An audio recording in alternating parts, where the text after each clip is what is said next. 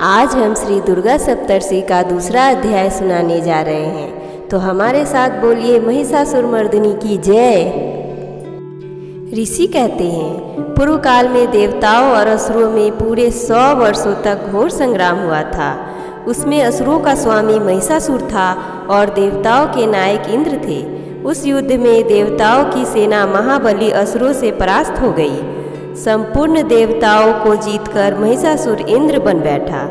तब पराजित देवता प्रजापति ब्रह्मा जी को आगे करके उस स्थान पर गए जहाँ भगवान शंकर और विष्णु विराजमान थे। देवताओं ने महिषासुर के पराक्रम तथा अपनी पराजय का यथावत वृतांत उन दोनों देवेश्वरों से विस्तार पूर्वक कह सुनाया।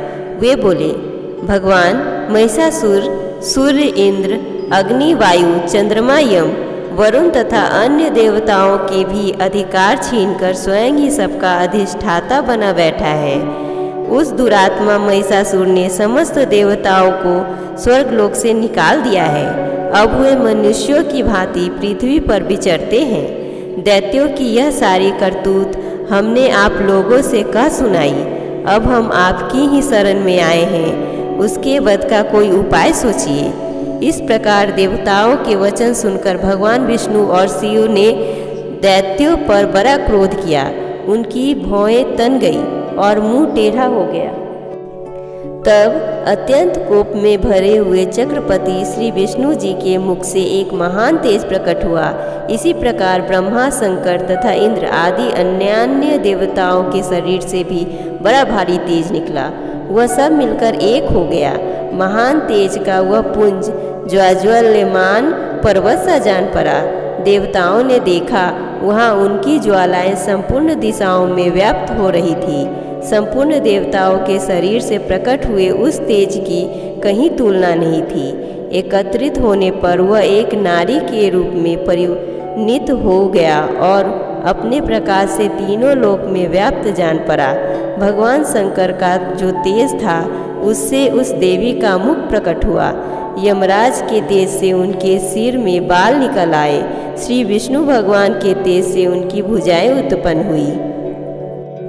चंद्रमा के तेज से दोनों स्तनों का और इंद्र के तेज से मध्य भाग का प्रादुर्भाव हुआ। वरुण के तेज से जंघा और पिंडली तथा पृथ्वी के तेज से नितंब भाग प्रकट हुआ। ब्रह्मा के तेज से दोनों चरण और सूर्य के तेज से उनकी अंगुलियां हुई। वसुओं के तेज से हाथों की उंगलियां और कुबेर के तेज से नासिका प्रकट हुई। उस देवी के दांत प्रजापति के तेज से और तीनों नेत्र अग्नि की तेज से प्रकट हुए थे। उनकी भौहें संध्या के और कान वायु के तेज से उत्पन्न हुए थे। इसी प्रकार अन्य देवताओं के तेज से भी उस कल्याणमयी देवी का आविर्भाव हुआ। तदंतर समस्त देवताओं के तेज पुंज से प्रकट हुई देवी को देखकर महिषासुर के सताए हुए देवता बहुत प्रसन्न हुए। पिनाकधारी भगवान शंकर ने अपने सूल से एक शूल निकालकर उन्हें दिया। फिर भगवान विष्णु ने अपनी चक्र से चक्र उत्पन्न करके भगवती को अर्पण किया। वरुण ने भी शंख भेंट किया। अग्नि ने उन्हें शक्ति दी और वायु ने धनुष तथा बाण से भरे हुए 2 तरकस प्रदान किए। इसी प्रकार सभी देवताओं ने भी आभूषण और अस्त्र शस्त्र देकर देवी का सम्मान किया। तत्पश्चात उन्होंने बारंबार आटंकहास पूर्वक उस स्वर से गर्जना की। उनके भयंकर नाद से संपूर्ण आकाश गूंज उठा। देवी का वह अत्यंत उच्च स्वर से किया हुआ सिंहनाद कहीं समा न सका। आकाश उसके सामने लघु प्रतीत होने लगा। उससे बड़े जोर की प्रतिध्वनि हुई, जिससे संपूर्ण विश्व में हलचल मच गई और समुद्र कांप उठे। पृथ्वी डोलने लगी और समस्त पर्वत हिलने लगे। उस समय देवताओं ने अत्यंत प्रसन्नता के साथ सिंहवाहिनी भवानी से कहा, देवी तुम्हारी जय हो। संपूर्ण त्रिलोकी को क्षोभग्रस्त देख दैत्यगण अपनी समस्त सेना को कवच आदि से सुसज्जित कर हाथों में हथियार ले सहसा उठकर खड़े हो गए। उस समय महिषासुर ने बड़े क्रोध में आकर कहा, आह, यह क्या हो रहा है? फिर वह संपूर्ण असुरों से घिरकर उस सिंहनाद की ओर लक्ष्य करके दौड़ा और आगे पहुंचकर उसने देवी को देखा, जो अपनी प्रभा से तीनों लोक को प्रकाशित कर रही थी। उनके चरणों के भार से पृथ्वी दबी जा रही थी, माथे के मुकुट से आकाश में रेखा सी खींची रही थी तथा वे अपने धनुष की टंकार से सातों पतालों को क्षुब्ध किए देती थी। देवी अपने हजारों भुजाओं से संपूर्ण दिशाओं को आच्छादित करके खड़ी थी। तदंतर उनके साथ दैत्यों का युद्ध छिड़ गया। नाना प्रकार के अस्त्र शस्त्र के प्रहार से संपूर्ण दिशाएं उद्धसित होने लगी। चिक्षुर नामक महान असुर महिषासुर का सेना नायक था, वह देवी के साथ युद्ध करने लगा। अन्य दैत्यों की चतुरंगिनी सेना साथ लेकर चामर भी लड़ने लगा। 60,000 रथियों के साथ आकर उदग्र नामक महादैत्य ने लोहा लिया।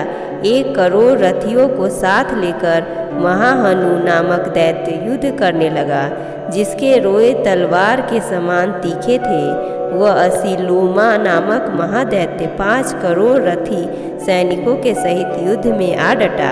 60 लाख रथियों से घिरा हुआ वाशकल नामक दैत्य भी उस युद्ध भूमि में लड़ने लगा। परिवारित नामक राक्षस हाथी सवार और घुड़सवारों के अनेक दलों तथा 1 करोड़ रथियों की सेना लेकर युद्ध करने लगा। विराल नामक दैत्य 5 अरब रथियों से घिरकर लोहा लेने लगा। इनके अतिरिक्त और भी हजारों महादैत्य रथ, हाथी और घोड़ों की सेना साथ लेकर वहां देवी के साथ युद्ध करने लगा। स्वयं महिषासुर उस रणभूमि में कोटि कोटि सहस्त्र रथ, हाथी और घोड़े की सेना से घिरा हुआ खड़ा था। वो दैत्य देवी के साथ तोमर, शक्ति, मुसल, खड्ग, परशु और वशिष्ठ आदि अस्त्र शस्त्रों का प्रहार करते हुए युद्ध कर रहे थे। कुछ दैत्यों ने उन पर शक्ति का प्रहार किया, कुछ लोगों ने पास फेंकी तथा कुछ दूसरे दैत्यों ने खड्ग प्रहार करके देवी को मार डालने का उद्योग किया। देवी ने भी क्रोध में भरकर खेल खेलने में ही अपने अस्त्र शस्त्रों की वर्षा करके दैत्यों के वे समस्त अस्त्र शस्त्र काट डाले। उनके मुख पर परिश्रम या थकावट का रंच मात्र भी चिन्ह नहीं था। देवता और ऋषि उनकी स्तुति करते थे और वे भगवती परमेश्वरी दैत्यों की शरीरों पर अस्त्र शस्त्र की वर्षा करती रही। देवी का वाहन सिंह भी क्रोध में भरकर गर्दन के बालों को हिलाता हुआ असुरों की सेना में इस प्रकार विचरने लगा, मानो वनों में दावानल फैला रहा हो। रणभूमि में दैत्यों के साथ युद्ध करती हुई अंबिका देवी ने जितने निश्वास छोड़े, वे सभी तत्काल सैकड़ों हजारों गणों के रूप में प्रकट हो गए और परशु, विछिंदपाल, खड्ग तथा पट्टिस आदि अस्त्रों द्वारा असुरों का सामना करने लगे। देवी की शक्ति से बढ़े हुए वे गण असुरों का नाश करते हुए नगारा और शंख आदि बाजे बजाने लगे। उस संग्राम महोत्सव में कितने ही गण मृदंग बजा रहे थे। तदंतर देवी ने त्रिशूल से, गदा से, शक्ति की वर्षा से और खड्ग आदि से सैकड़ों महादैत्यों का संहार कर डाला। कितनों को घंटे के भयंकर नाद से मूर्छित करके मार गिराया। बहुते ने दैत्यों के पास से बांधकर धरती पर घसीटा। कितने ही दैत्य उनकी तीखी तलवार की मार से 2-2 टुकड़े हो गए। कितने ही गदा की चोट से घायल होकर धरती पर सो गए। बाज की तरह झपटने वाले देव पीटक दैत्यगण अपने प्राणों से हाथ धोने लगे। किन्हीं की बाहें छिन्न भिन्न हो गई, कितनों की गर्दन कट गई। कितने ही दैत्यों के मस्तक कट कट कर गिरने लगे। कुछ लोगों के शरीर मध्य भाग से ही विदीर्ण हो गए। कितने ही महादैत्य जांघें कट जाने के कारण पृथ्वी पर गिर पड़े। कितनों की ही देवी ने एक बाह, एक पैर और एक नेत्र वाले करके 2 टुकड़े में चीर डाला।